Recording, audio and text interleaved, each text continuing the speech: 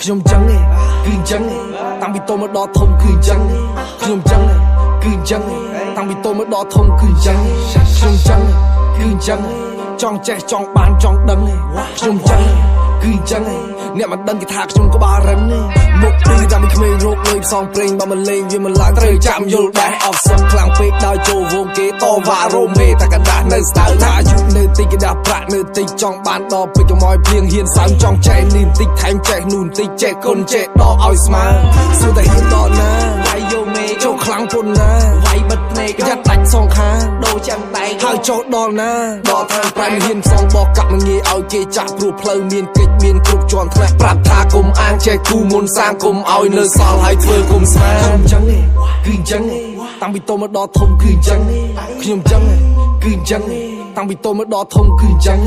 ខ្ញុំចឹងគឺចឹងចង់ចេះចង់បានចង់ដឹងខ្ញុំចឹងគឺចឹងអ្នកមិនដឹងគេថាខ្ញុំក្បាលរឹងមុខគឺតាំងពីក្មេងមុខសើលេលើដូចប្រែតអីណែពួកម៉ាក់អ្នកលេងចាប់ដៃតវ៉ាពួកផ្សេងពុកម៉ែនៅស្រែជូនលុយដល់គាត់គ្រប់ខែពិភពលោកពិបាកដែរមនុស្សអាក្រក់អ្នកមិនអាចខ្វះទេមនុស្សខ្ញុំសែនអាក្រក់គេឲ្យលេខ10រឿងរ៉ាវមិនចេះចប់សត្វតែរឿងខ្ញុំផាត់គេខ្លួនមុខចត់គេចង់ឲ្យជាប់មនុស្សល្អប្រមាណអ្នកចូលអ្នករៀបបង្កប់ខៃណាមានទេតែណាគេខាងនោះប្រមាណដែរជឿជាក់ទេបាននិយាយរួចហើយសួរខ្លួនថាតើពាក្យនេះនិយាយពិតដែរទេខ្ញុំចឹងគឺចឹងតាំងពីតូចមកដល់ធំគឺចឹងខ្ញុំចឹងគឺចឹងតាំងពីតូចមកដល់ធំគឺចឹង